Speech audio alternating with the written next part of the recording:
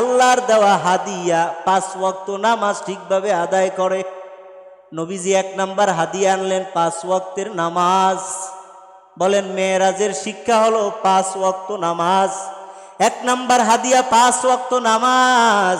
2 নাম্বারও নবী গো আমি আরশে আজিমে আইনা আপনারে আরো একটা হাদিয়া দিলাম, সেটা হলো সূরাতুল বাকারার শেষের 2 আয়াত। এটা কোথায় বসে দিছে? আরশে আজিমে নিয়ে আল্লাহর বাড়িতে নিয়ে আল্লাহ হাদিয়া দেয় 5 ওয়াক্তের নামাজ, সূরাতুল বাকারার শেষের 2 আয়াত। আরো নবী গো আর কি চান? নবী আমাদের কথা আল্লাহর কাছে বলতেও ভুলে নাই। বেয়াই বাড়ি গেলে তখন আর ইমামের কথা মনে থাকে না, ছেলে মেয়ের কথা মনে নাই, 2 বেয়াই মধুর আলাপ। কিন্তু নবী গেছে আল্লাহর দাওয়াতে, আল্লাহর বাড়িতে গিয়া নবী উম্মত ভোলে না। সুবহানাল্লাহ পড়েন।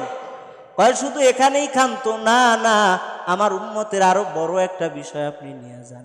কি নিয়ে যাইবেন গো নবী?